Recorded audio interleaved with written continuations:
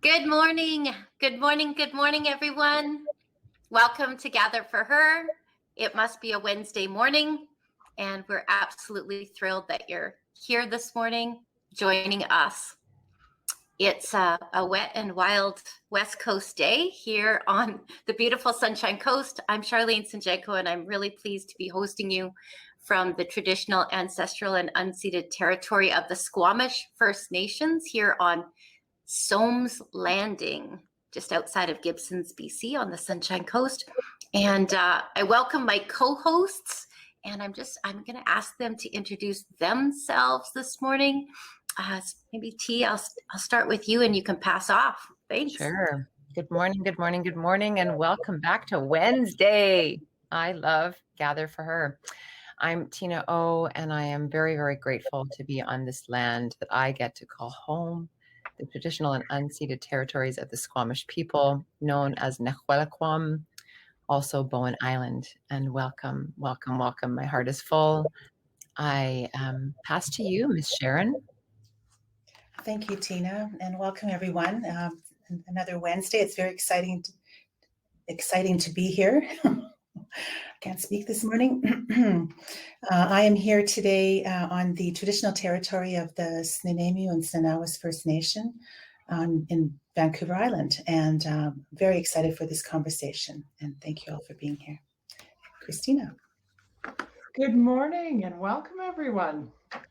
My name is Christina Venti, and I am joining you today from Golden, BC, which is one of the border communities between BC and Alberta, and also the traditional territory of the Ktunaxa and the Shuswap peoples, and the Columbia River Métis. We're along our community is located on the confluence of the Kicking Horse River and the Columbia River. So thank you, and I am thrilled, of course, to be here and looking forward to this conversation. These conversations are, they not only transform the way I think they're transforming the way many of you think. It's expanding our thinking and expanding our way of viewing the world. And then it's influencing all of the ways that we're called to be in the world. So once again, I'm very excited. So just before we announce our very special guest today, I wanted to take a moment and do one more round with our co-hosts. Number one, because I'm so proud of us for having gotten our introductions done and on time. And we're coming up to a year of Gather for Her conversations, where we have consistently collectively gathered week by week on a Wednesday morning. And I just think the exponential power of gathering in circle is just so incredible. And so for anyone that is new or newer to Gather, I'm really proud and honored that we've made it a priority on Wednesday mornings. And I mean, all of us have for, I think we're close to 40 consecutive weeks. And what happens when you intentionally and deliberately put priority on that. So I'm going to ask my co-hosts again. I'll kick it off. Like what does Gather, like just in a sentence or two? Someone's brand new to Gather for Her this morning, right? They're like, oh, it's another Zoom call. Great. What does Gather for Her mean to you? I am going to start it off and just say, Gather for Her is food for my soul. It centers me for the week, much like going to the gym. Is something that is very centering, not so much lately, or going to church, if that was part of your upbringing. So for me, that intentional ritual or practice to regularly gather for conscious conversation has been deeply meaningful. And T, I'll pass it over to you. Thank you. Gather for Her, for me, represents and embodies now in my rhythm a practice of humility of what I don't know. And I'll pass to you, Miss Christina. Because you're writing. And actually I was writing what you said because it was like, oh my gosh, that's exactly it. It is joining a group where again my individual wisdom is expanded because of the collective wisdom, and because I'm humbled by the fact that there's so much that I don't know. And so every time, so I loved that, Tina. And Shar, I loved what you said about it being a ritual, like the ritual of gathering to have meaningful conversations. And I feel very fortunate in my own life that I don't have to have very many sort of useless, fruitless conversations. And so what Gather does is actually expands my experience and my bravery to have bigger, bolder, braver, riskier juicy conversations. I will echo all of echo. I will ditto to all of what all of you have said. Definitely, Gather for Her conversations weekly are they feed my soul. They are. It's a spiritual time for me, I feel. It's comforting to know that there are like-minded women that have important things to discuss. Like our conversations are very important for changing the world. And so the conversations, like the weekly gatherings for me, are very empowering. And yes, probably because we have that safe container to have those deep and juicy conversations. Where else can you go where you can have a conversation like the ones that we have here? So absolutely, I'm thrilled to be a part of this community. Thank you so much. Thank you. This morning, it's my pleasure to introduce an Indigenous sister that I've had the opportunity to get to know through another very important circle called the Lift Circle. And I try to attend it as much as possible. I want to tell you just a little bit about Ecko Aleck, who actually grew up in my home community here on the Sunshine Coast. But I wasn't fortunate enough to know her then, although I feel like I've known her for a very long time. She's a fierce warrior for Indigenous rights, truth, and history, while empowering and amplifying the voices of Indigenous women and youth. Most importantly, and we're going to talk about this, she is the mother of two, and she's working to break intergenerational cycles of trauma by healing through connection to land, culture, and creativity. Ecko is the founder and artist of Sacred Matriarch Creative. She's a facilitator of sacred spaces, digital media, and performance storytelling, which is guided with ancestral knowledge. Her work scales from grassroots to global.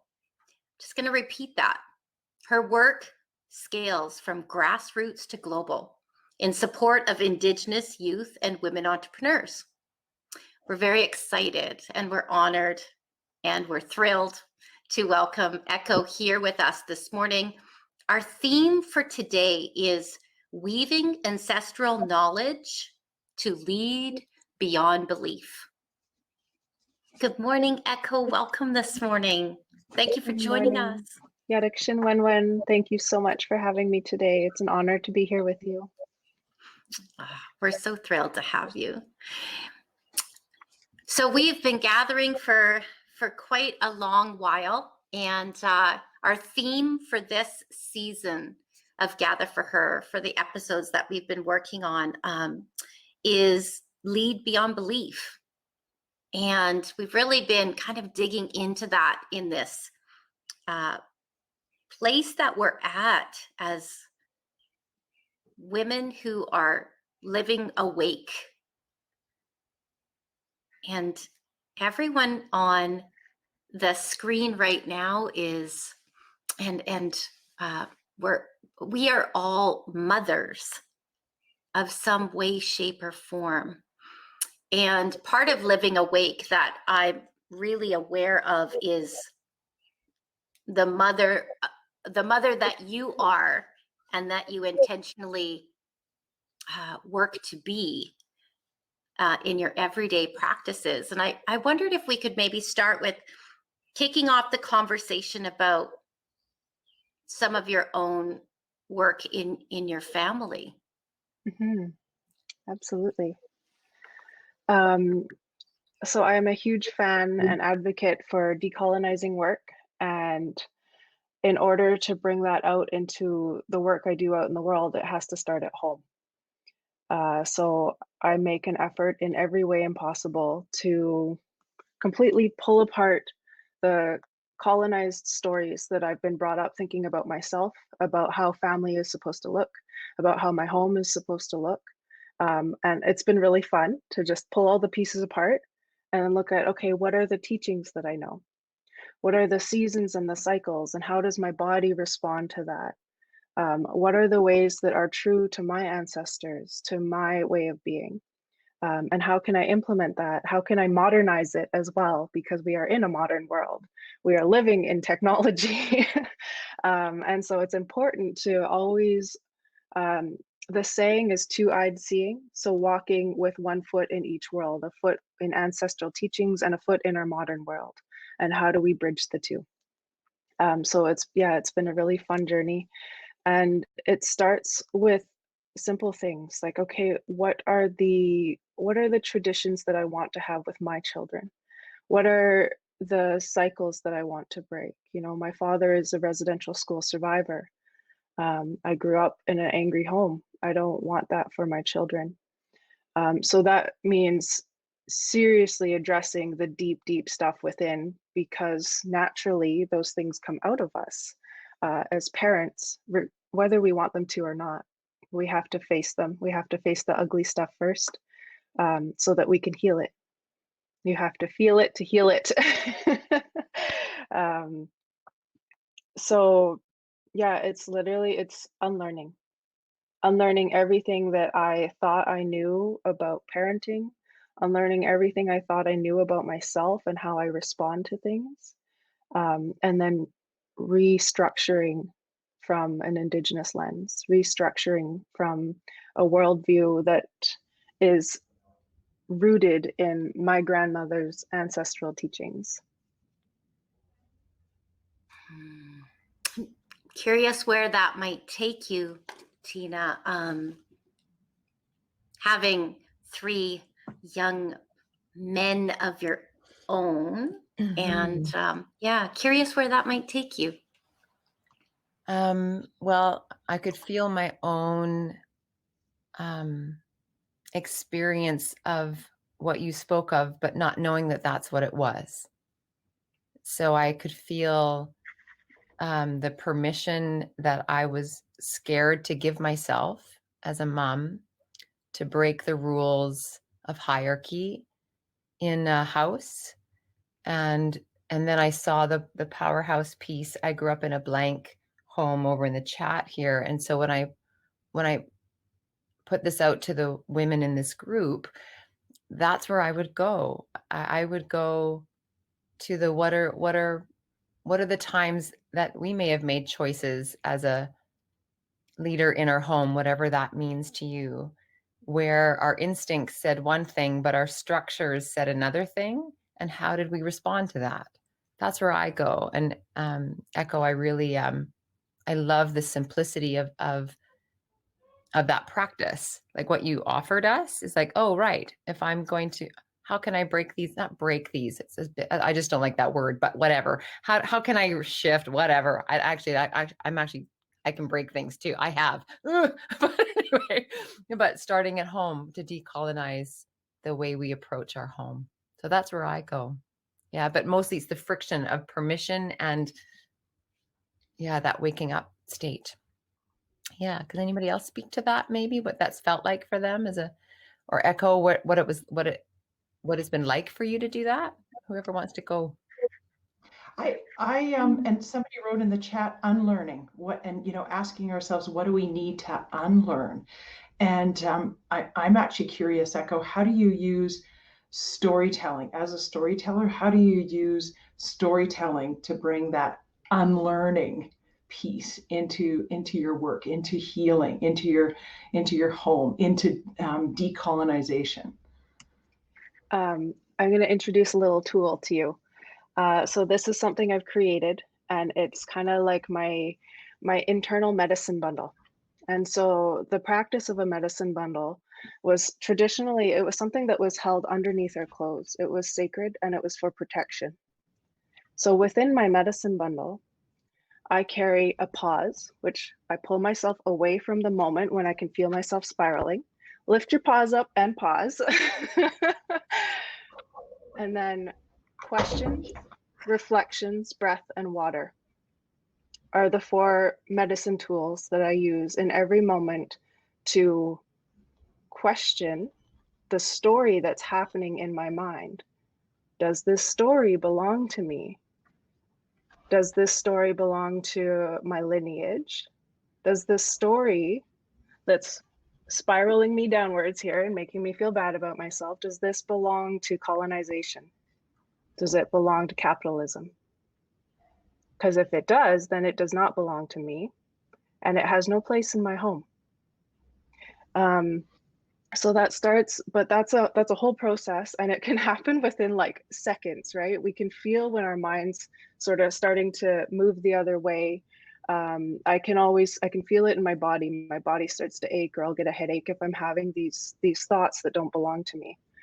So it starts with that pause, and then, okay, I've paused. I've removed myself from that thought, just that much. And then I take a deep breath. And then I start to ask myself questions. And it always starts with, whose story is this? Does this belong to me? And those 2 things help me to just separate enough that I can go, yeah, no, we're just going to throw you outside. And what does belong to me? What is my story? What are my children's stories? And yeah, storytelling is everything. And if you think about the world that we are living in, it is creation. Somebody made it up. The systems we live in were made up. So the systems that we are designing are up to us and are what we can imagine. The word imagination, that's so powerful. And I want to pause for a moment, and it was the symbol of the internal medicine bundle.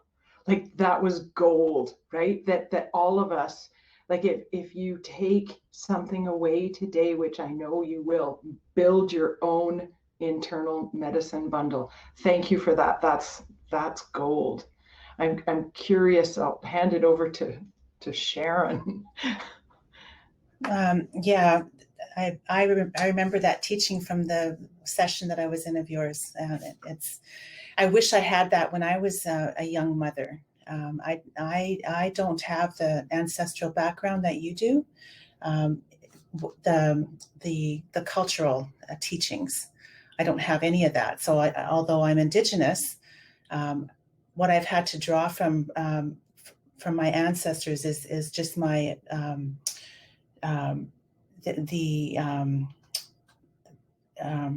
what am I looking for? What's the word? Come on, ladies.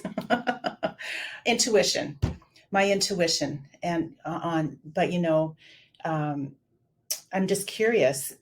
So for somebody that doesn't have the cultural background that is Indigenous and would love to, or not Indigenous, but just not really feeling strong that we know where we come from, and have that ancestral background lineage to help us. How like, have you done that your whole life from the beginning of being a mother, or like when did that kick in? And because I could have sure used that, and I'm sure I mean, you can do this at any time now that we know this, but yeah, I'm just curious when that took place for you and how hard it is for you to Like, is it so instilled in you now that you don't ever let colonization get the better of you? Because yesterday I realized, oh, that's colonial thinking, and I don't need to do that, right? So I'll stop that. Um, so my healing journey only really began 4 years ago when I chose to clean up my life, when I became clean from drugs and alcohol.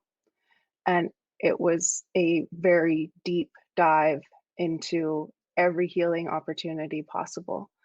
And with that came self-awareness practices. And I really didn't feel comfortable in a lot of circles, in a lot of healing circles, especially that aren't facilitated by Indigenous women. And there's not a whole lot that we have facilitated by Indigenous women for Indigenous women. So I began to work with my own practices and sit and listen to myself. And so I wanna speak for a moment on those who don't have the ties to their own family bloodlines or their ancestral teachings. We are all of the land. We all come from the land. Our bodies are of the land. And that is where we find home. That is how we know what our purpose, what our mission is. That is our ultimate why. We are of the land. We must protect her. And she will always, always nurture us. So I do my best to encourage people to connect with the lands that you do live on. Always acknowledge the Indigenous people of those lands and the language of that land, because that is the land's original language. So when we learn to honor that, when we learn to respect that and include that in our practice of connecting with the land, it will always nurture us. It will always take care of us, and that's where our spirit comes to life. It's only in our human self that we see our stories as separate. In the spirit world, everything's connected. So when you're connecting with the ancestors of the lands that you live on, you're still connecting with your own ancestors.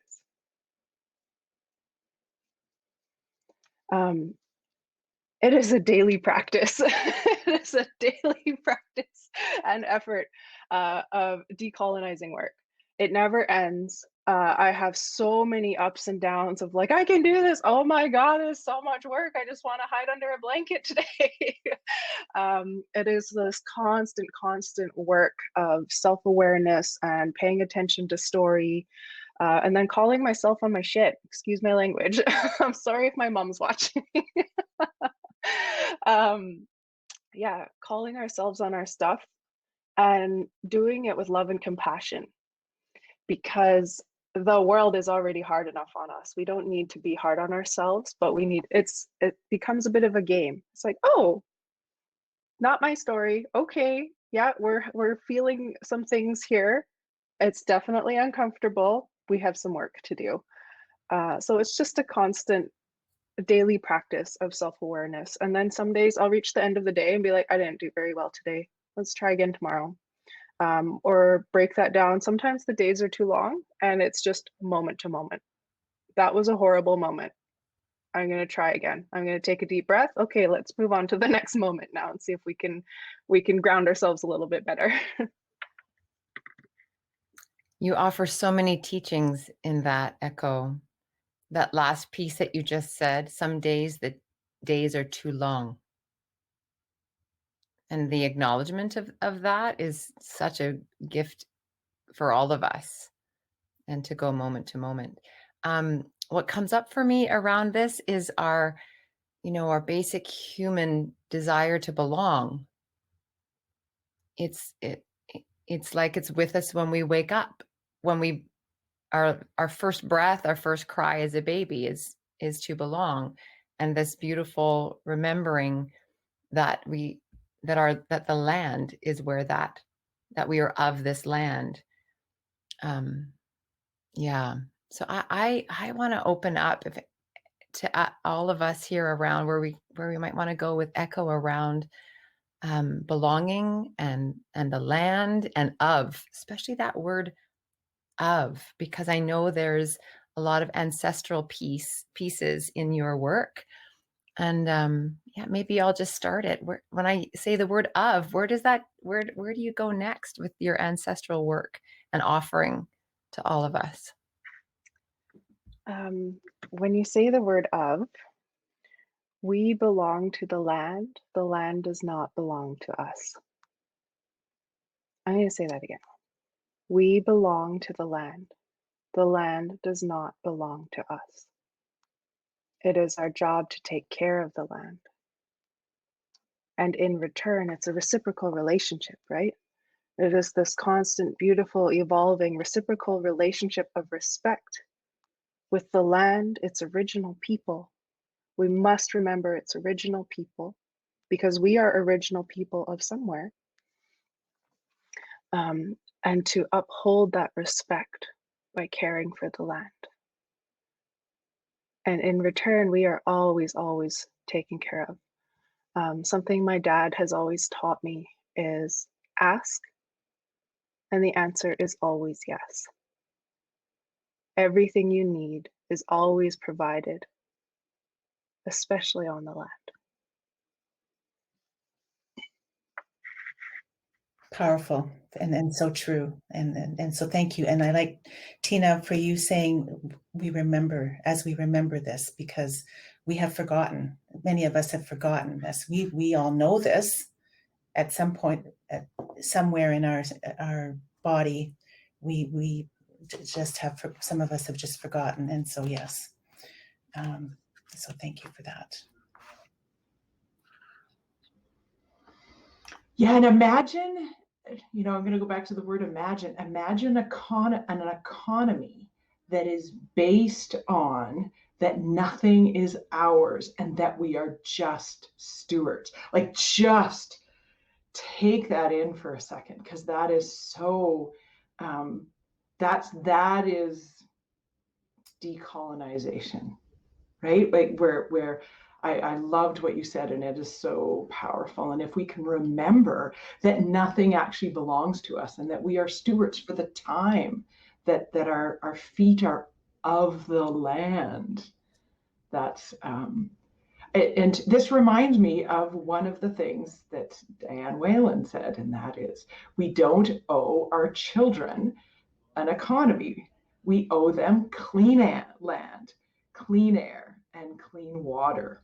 And again, that has transformed my own work. And so how do we tell stories? Because that's actually part of my work. I work with elected officials on stewardship. How do I tell stories to connect that understanding and deepen it so that it actually is received both intellectually, because it has to be, and from the heart, emotionally, spiritually, viscerally?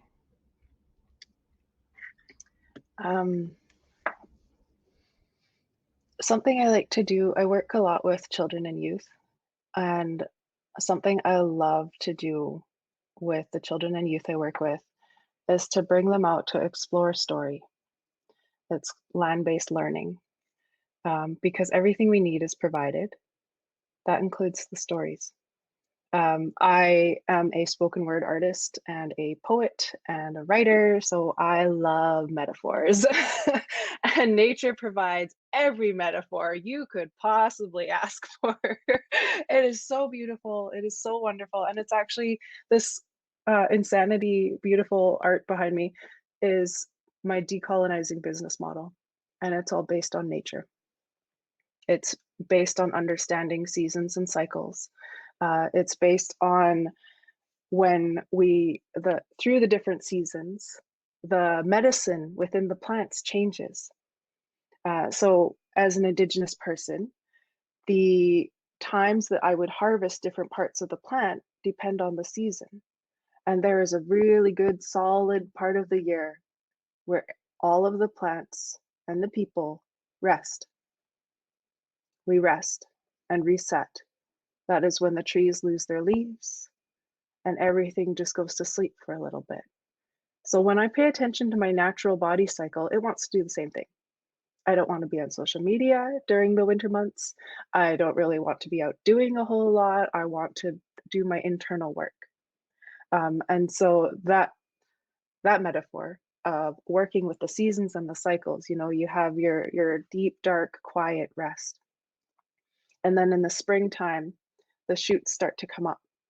And so that's where the medicine is. It's in the shoots. And that's where our new ideas are starting to sprout out. And we're starting to like plant all these other seeds. And in the summertime, it flowers. So summertime, I'm always extra, extra busy being, harvesting foods, processing, playing with my kids, adventuring. It's a very, very busy season. So I'm in my flower cycle. And in the fall, and this is something I'm learning in my unlearning and learning, we shed what is no longer serving me. As I'm growing into this person, what is no longer serving the person I'm growing into? And it's okay to let those things go. That's been the hard part for me. I have serious FOMO. I don't want to miss out on things. So I'm learning to shed. I'm learning to say, okay, that's no longer serving the big vision. And being okay with that. Because after my rest season, and as I move into my seed and my shoot season, there's going to be more. There's always going to be more. And it's this beautiful evolving cycle. It's interesting, like where the conversation kind of takes me is I hear Christina's question to Ecko and to all of us about how do we bring the shift in perspective and mindset and narrative and thinking to decision makers that they're wanting to do better. They're wanting to be better and do better. And how do we start to allow these conversations to coalesce? Something that's present for me right now is the snippets of wanting to do better, but they're very fragmented. And I'll give you an example of that. How many times have we seen articles or been part of workshops around burnout? Just the topic of burnout, just out there on its own. Let's talk about burnout, women leaders and burnout, or leaders and burnout. However, how often have you been part of a conversation around burnout that starts by simply and plainly talking about the need to decolonize the practices that we were brought up in around productivity, work hours, with zero talking about the seasons that Ecko just talked about. And so I find that there's these little hits all over without that grounding of Indigenous wisdom. And so every conversation that I am part of, I either try to bring it back to that, or I will go to a sister. If I don't feel like I'm ready for that conversation, I will go and ask someone for some help, because I believe that until we can bridge these two conversations together, right? And so, yeah, that's what's present for me right now is helping people to recognize, like, what if we were to fully step into the role of just identifying that we are all change makers right now. We are all change makers living within a system that is no longer serving us. Yeah, sure, go ahead. It never did serve us, right? So a system that never did serve us to begin with. And yeah, and we've finally had enough, and it's time to change.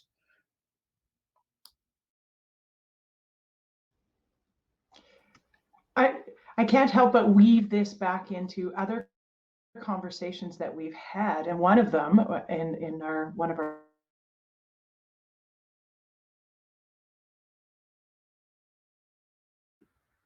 gathers, power of in an anti-rest culture and in an anti-rest narrative. And I love what you said, Shar, about you hear the go to a workshop on burnout, and we talk a lot about the signals from our body, but what about signals from the land? Right? What are the signals from the land that are actually given to us? So it's to say that this is like, who are we to think that we are above the cycles of the land? That's ludicrous, right? And so I loved what you said, Ecko, about using metaphors to tell ancient truths, that it's like, you think you can bump up and defy the land? No, sorry. So it's a very powerful message. I just want, again, everyone to absorb that for a moment, because I know for me that that there is a desire to keep plowing through. Like, my behavior demonstrates that. And when I think about it, it's not what I want, but my behavior demonstrates that. And so this actually links back to the practice of whose story is that?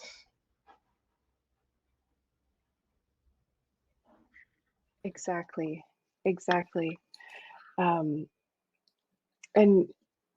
you know, these conversations, I love these conversations with women entrepreneurs.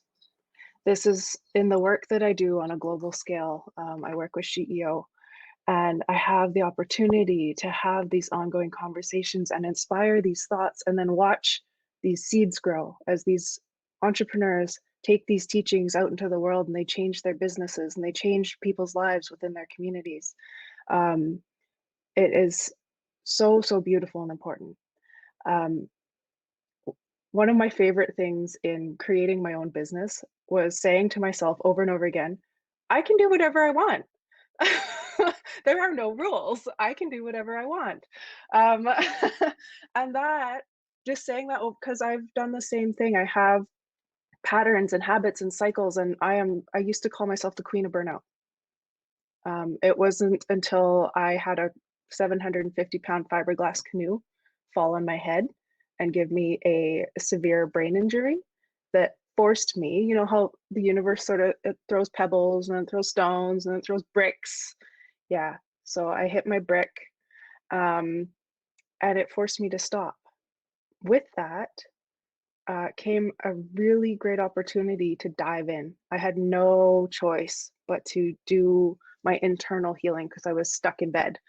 Um, After that healing journey, that really intense healing journey, my body would literally scream at me. So I have to listen to the pebbles now. It will ache if I've had too long of a day and I have to say, nope, sorry. It can wait till tomorrow. I need my rest. I'm learning to shut off when my kids are home. You know, there are natural things that are provided for us to allow us that space to balance. It's the mindset of productivity. That's actually why I'm changing my business name too. It was Sacred Matriarch Productions, and I'm changing it to Sacred Matriarch Creative. I have no desire to be productive or for production. It is creative freedom that speaks to me. It is creative freedom that helps me to empower other people in their own creative freedom to do what speaks to them, to honor their own gifts out in the world. Yeah, so there are so many things that when we pause and listen are already speaking to us. Like you said, our bodies send us signals all throughout the day. I find when I'm having toxic thoughts or I've been in front of the screen too long, I get a headache. Okay, that's time to take a break, maybe go for a walk, go outside. Yeah, there are many, many things that in a colonized system, we have been taught to ignore. Our bodies have all the answers for us. Everything we need is within. I'm still facing, as an Indigenous woman, still facing systems of oppression. So even last week, I still hit burnout because within my own business, it's great. Within most of my projects, it's wonderful. We are creating a mutual understanding of a decolonized world, of breaking systems. I still had to face city council last week. And I hit burnout afterwards because there is just no desire to understand or to hold space. So there's still this like headbutting friction that happens, which ultimately is the fuel to the fire. And the body responds differently. It's like, not safe. Not safe. We need to stop. So I took an extra long weekend to try and reset so that I could come back to this week fresh. So interesting what you said, Ecko. It's there's so many pieces that came up. It's like, oh, which way should I dive? When we are in these multi-layered systems, like you said, okay, within my own business, I can feel my rhythm within the projects that I'm working with because I can choose who I work with. And then beyond that is the systems within my community, which is actually goes back to what Christina's talking about. And then the systems within global communities, they ripple out. I am going to get to grassroots to global because that's where I'm going. I think it's so important for my work, and I can only speak for myself, but that our work in the world can ripple out through those systems. Otherwise, the burnout will continue to happen. And I reflect on an opportunity that Christina and I and the team have coming up here to actually work hand in hand to inspire more women to run for local politics in the next 1 to 5 years. Why is that important to me? Because of what you just said. Rhythm. Ooh, went to city council, lost my rhythm, burnout, right? Until we can have like-minded leaders in all of our systems, we're going to continue to hit burnout, right? I think that's what's really, if I just look at what is happening around us and the change that we're able to influence, that's kind of where my head goes right now, is how are we rippling out the change? And I do want to ask, obviously, if anyone has reflections on that, but I kind of want to get into that grassroots to global, how it's rippling out for you now, because I think that's really important too. Thank you, Shar. Yeah, so that's been coming to me a lot, especially recently, the grassroots to global. I've been offered for my work to expand to a global reach, empowering Indigenous entrepreneurs all over the world. And in the same breath, my heart has always been grassroots with children and youth, because they are our future.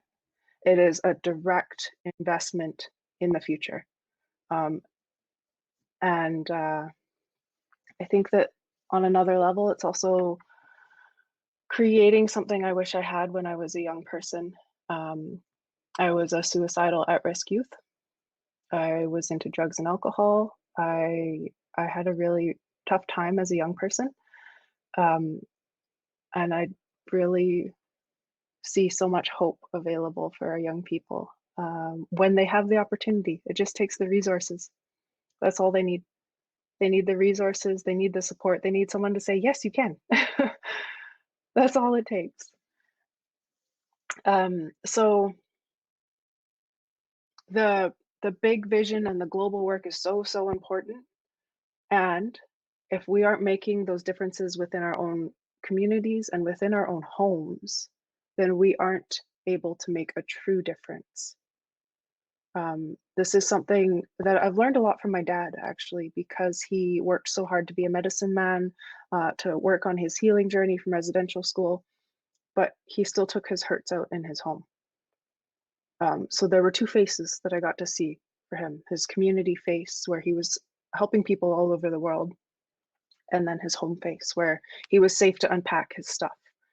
And that's not how I want to live. I've learned so much from that. It starts inside. It starts inside. It starts here in my home. And then what am I doing for the immediate community that I live in? So this is my partner's community. I live on Pentlatch territory. So how am I helping the children and the youth here? And then the expanded communities on Vancouver Island. And then how can I expand that now across Canada, which I've done by launching a youth council that has reached across the country. Brilliant young people coming together to create a program that will serve Indigenous youth. So it's empowering voices all along the line, from grassroots to global, empowering voices. We've had enough of the world telling us no. We just need people to support us and give us the tools. I want to come back to echo your dedication, devotion to starting at home. And you said something so simple, and it just made me, I had two thoughts. I had one, my heart has always been. And I thought, wow, imagine like one of the phrases I use in my work is, what you got for free is all you were ever called to be. So how you came into this existence, this opportunity, and that really speaks to, it really resonated for me deeply. And I think my next thought was, oh, can you imagine if we applied for the big jobs, the big jobs, whatever those are, the big leadership, impactful, seat at the table jobs, right? What we call seat at the table, which currently is true, is the system we are currently in. You need to have a seat at the table in order to blah, blah, blah. Okay. Imagine if the application for those jobs was a CV of your personal work, not a CV of your accomplishments. Because the world that I imagine, back to this imagining of it started for me, like the other piece for me is metaphors. I also, as a storyteller, metaphors really speak to me. And I know that back to Powerhouse's work, that we can only do that which we are currently ready for. And so there might be 100 steps that we can see. We can see the 100th step, but we're actually only at step 3. So we have to go to step 4, blah, blah, blah. And I was like, we all have different access words. So decolonization might be just the first phrase that we get, right? And then we're like, oh, well, now I get Indigenous. Now I get land-based. Like whatever the word is, that's the word you're ready for. And so I just want to open up this conversation around the accomplishment CV. Because the world that I see, that I want, is the people at the table have a CV of that work. They've done the work, therefore. And is it work? I don't know. That's another thing I'll throw in this room. Is that a word we want to use? Continue to use? I don't know. Where does that take you, everybody? So this comes back to what this whole conversation is about, and that is dare to do that. Dare to write your CV differently. Dare to talk about yourself in different terms, right? Dare to not talk about your educational credentials and your roles and your titles, but dare to talk about yourself in terms of who you are. And this goes back to so Tina talking about her work, what did you get for free? Because what you got for free is who you're meant to be. But also what I heard from Ecko is the fact that we teach what we need to know. Like what she's doing, her healing in the world is the healing that she needed. And what I heard you say is that I am working with youth because that's what I wished that someone would have come alongside for me. And that's a very vulnerable place that we're walking together, that we're holding each other's hands and walking this healing together. And you used your father as an example, right? And it takes so much vulnerability to say, this is hard and I'm struggling too, and I need you on my hand and I need you on my other hand. So thank you for that. You've given us so many mic drop moments, actually. Just so you know. there was one place where I was just like, okay, mic drop. Do I write that in the chat? I don't know. So I wanted to just touch a little bit on what Tina said about the CV and daring to do things differently. I teach digital literacy and virtual administrative skills to Indigenous women, and we are on module 6. And so I can't help, like yesterday, my aha moment was around the grading, because I'm not grading them. And then I'm like, oh, I better grade them, because what are people going to think if I don't grade them? And I'm like, wait a minute, grading is a colonial system, and I don't have to grade them. This is, and so, but the whole colonization thing of teaching Indigenous women digital literacy, like, help. Any comments on that would be helpful to me. The whole colonization thing is just, it's been at my forefront for days now.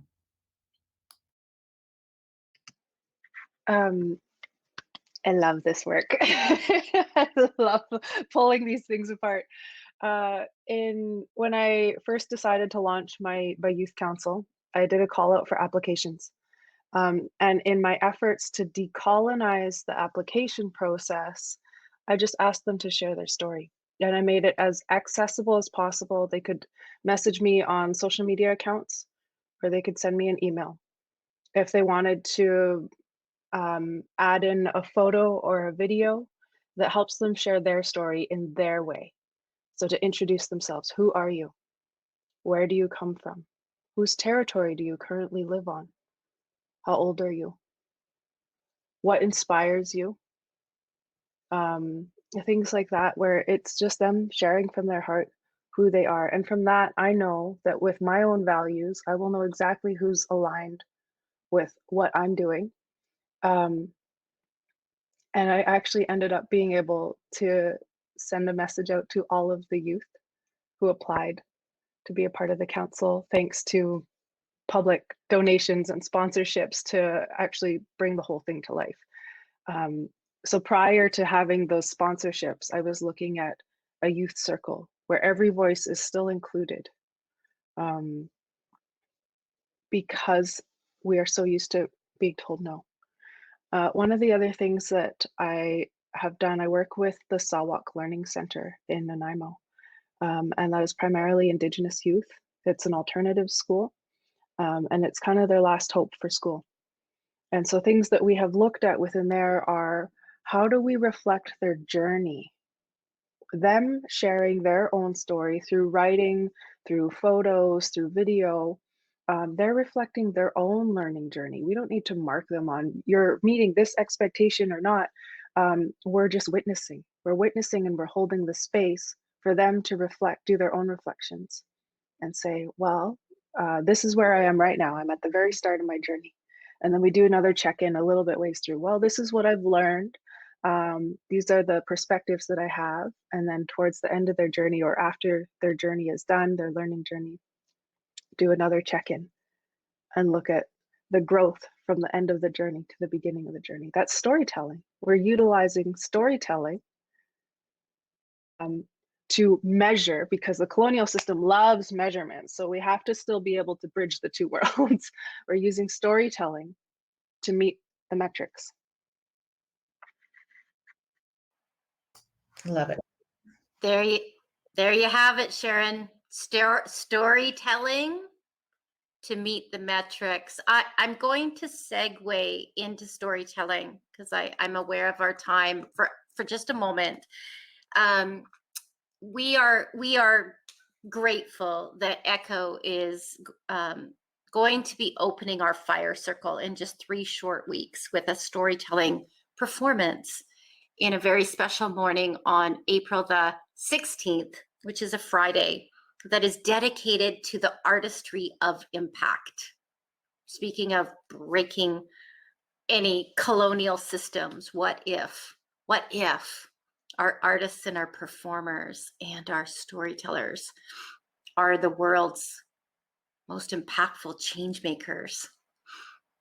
And part of the storytelling that I am very committed to working with Ecko on as we move to the fire circle and through the fire circle, part of inviting her to be part of it was just to hold the intention.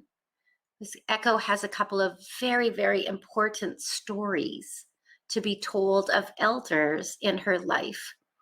Their story, their wisdom. She's an amazing creative artist, and we want to capture and share their stories through Impact Media and see if there is a template there to continue to do some of that work. And Ecko, I'm wondering if you could speak just briefly to that project and maybe how you see it, perhaps setting the intention through the performance of bringing that project to life.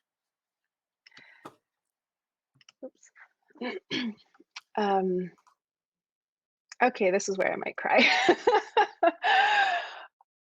So in the summer of 2019, I was home in my very small community of Lytton for a performance.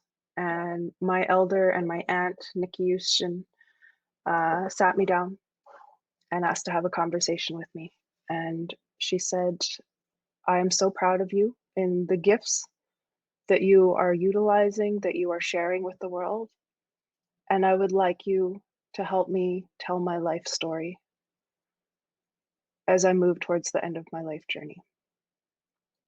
This has been a serious mission of, okay, how do I bring this to life?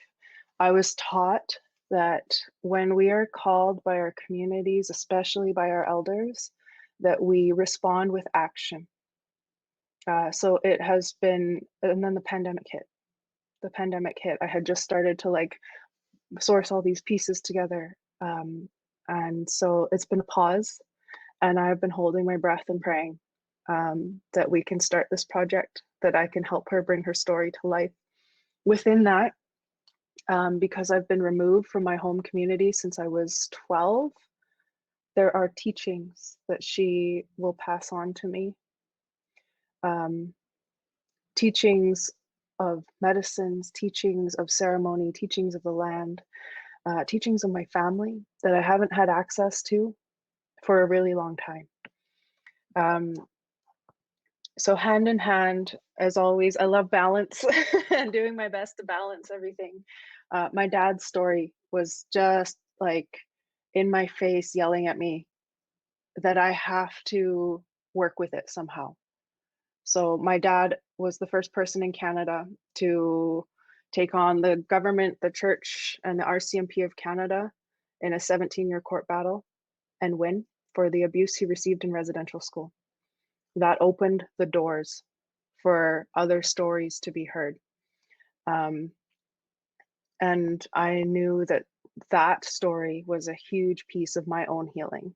Because I have sons that I'm raising, because I have a partner who's Indigenous, there's a lot of things that I have to learn how to navigate with Indigenous men that I have run from for a long time because of my father, my relationship to my father. So I have started that with him. I did a very short interview. I spent 3 days with him to just explore things and see what's possible. And I've never been comfortable being in any industry. So I'm not comfortable being in the film industry. I'm not comfortable being in the hip hop industry, or, and yeah, I really feel more grounded in the process of decolonizing storytelling. I'm using these as tools, but ultimately, I'm helping them to share their stories in a way that reaches the world. And I'm utilizing those tools. But I am a storyteller and I'm supporting their stories. So this performance is a mixture of all of my favorite things to do on stage, which is spoken word, sharing story, a little bit of rap and singing, and some of my film work as well, to bring everything together so that I can present the launch of this really, really important project that I cannot put off any longer. Wow. Ecko, I can't wait for your session. I cannot wait. And I actually even want to take that word "your session" off the table, because that's autopilot colonial thinking. I can't wait for our session with your story in it. I want to close us and thank you, Ecko, for your wisdom and your access to our collective wisdom, for the fire that you gathered us to. And remind everyone that next Wednesday we'll be unpacking all this in a wisdom circle. And also to remind all of you that our fire circle will reach a level of heat based on the contribution to the fire. That this is a fire circle. Our fire circle is not a bunch of people talking. We're actually a bunch of people listening.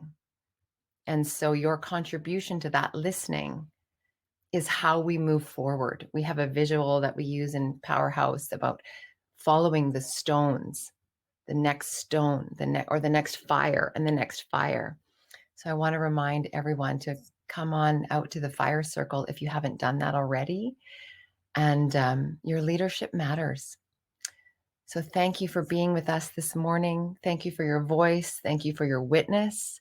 Thank you for your fire, for your listening, your holding, your access, and all of the contribution your being here creates in the ripple of us beyond this moment. From all of us at Powerhouse, we will see you next Wednesday.